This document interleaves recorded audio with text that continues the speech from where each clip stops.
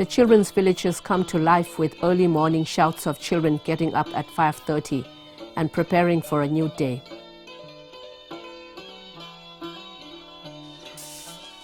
One can hear the hustle and bustle of children at their daily chores, sounds of prayer and hectic preparation before breakfast, and then go off to school at 7 o'clock for 1 hour self-study. School starts at 8:45 with the morning assembly that lasts for 10 to 15 minutes. This is the infant section with their teachers. After a short prayer followed by announcements by the headmaster, if any, they break up for class. There are 285 children in the infant section who are between 3 to 7 years of age and follow the Montessori method through a Tibetan medium. They learn Tibetan, English, maths, songs and rhymes, etc. through play method activities that keep the children lively and interested.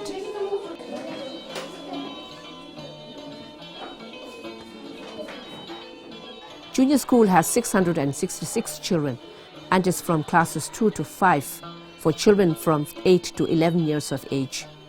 They learn science, maths and social studies through Tibetan medium and of course English.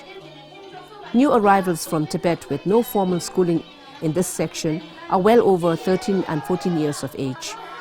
They attend the opportunity class and learn Tibetan, English and maths through an intensive course.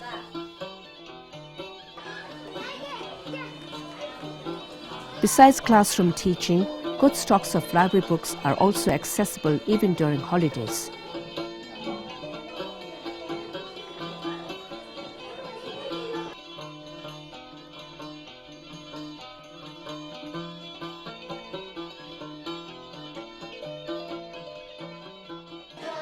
Those interested in music are encouraged to learn different instruments, and singing forms an important aspect of everyday learning in our schools.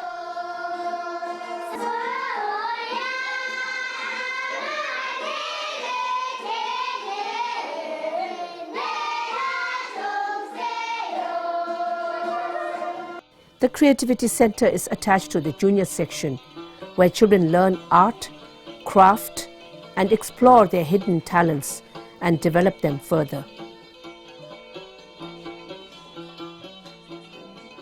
Occasionally, class-wise or school-wise painting competition is held, and sometimes children's artwork is represented at exhibitions held both at home and abroad.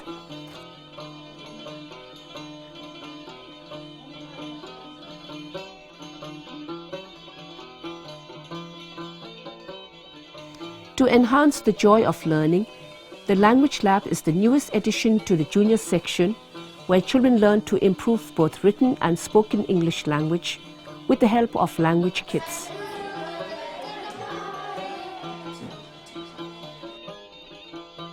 The middle and senior section comprise of classes 6 to 12 for those children ranging from 12 to 18-19 years of age. Hindi as the third language is introduced at class 6, and it must be taken for a consecutive year.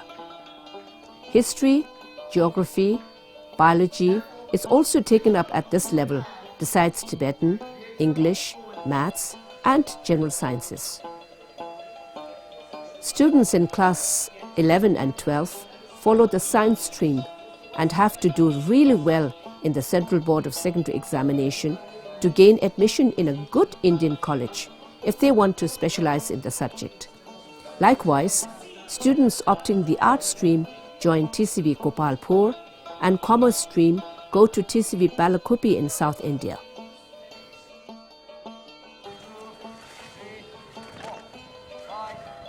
Physical education plays an important part in our children's overall development.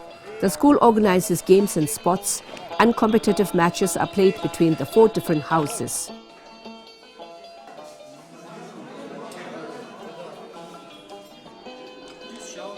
Here we see one of the senior classes at the science laboratory for an experiment. This is a regular feature throughout the day at the high school.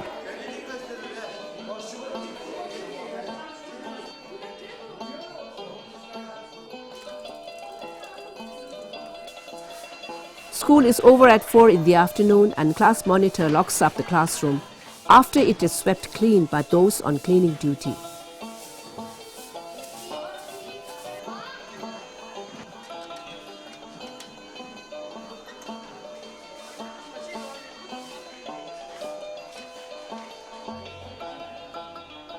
Older children fetch provision from the main store and help the home mother prepare dinner.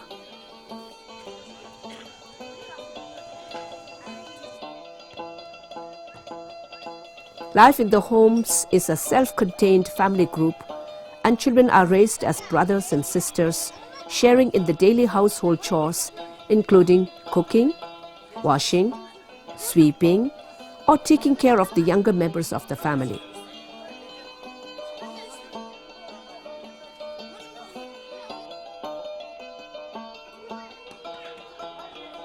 This is the baby home, where foster mothers look after 26 toddlers ranging from 0 to 4 years. These are the cots where mothers tuck the infants around 6:30 in the evening. Like in all the other homes, food is prepared for the babies with special emphasis on quality, particularly nutritional value required at this age. As a result, our babies are always found healthy and lively looking. Babies without mother or orphaned are brought to TCV from different Tibetan settlements. Sometimes, new arrivals from Tibet find it comforting to leave their baby in our care when the mother must return to Tibet.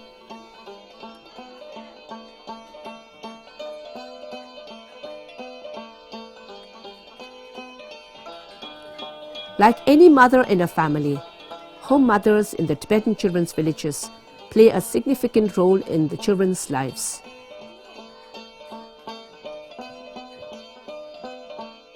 They are the pillars around which 38 to 40 children spend their day-to-day life.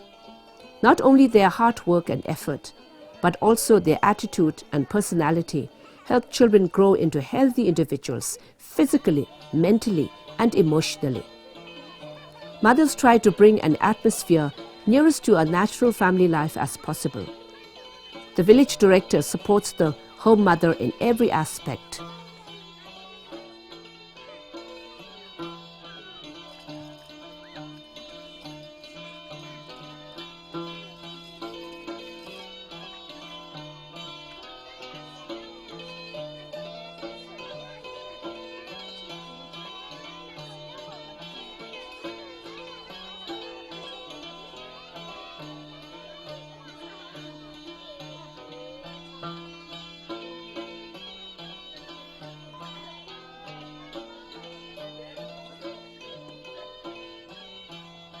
As the toddlers grow older, they move to the regular homes where the older children love and pamper them.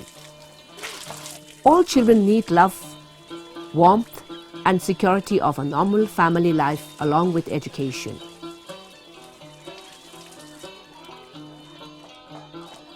As boys and girls reach 14 or 15 years of age, they move into the separate hostels. Given the privacy and company of their peer group, they mature and become more independent in preparation for their eventual departure from the security of TCV into the mainstream of human society.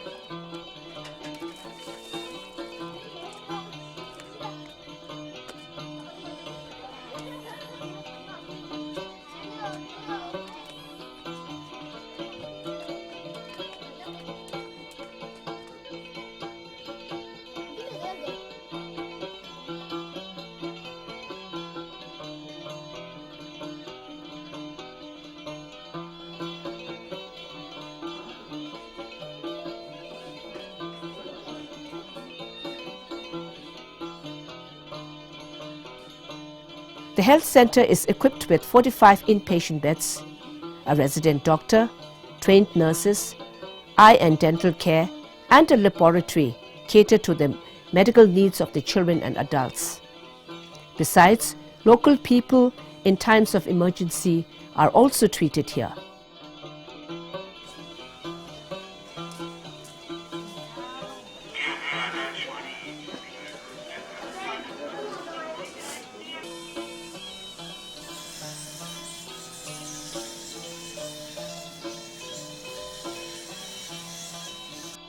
From a tentative start in 1985, the Education Development Resource Center plays a vital role in the development of children's education in Tibetan schools in exile. It has established itself into one of the major sources of educational service, producing textbooks, teaching aids, educational equipment, and other resource materials in the Tibetan language. Around 85 Tibetan schools in exile use these teaching resources for classes 1 to 5 for all basic subjects. Subject specialist teachers form committees now and then to review and make necessary changes in the textbooks. This is the Mother Training Center. A 9-month training course is conducted at the center, during which emphasis on childcare, health and nutrition, child psychology, home management, etc. form the core of their program. Trained mothers are recruited in our different branches after completing 2 years of probation period.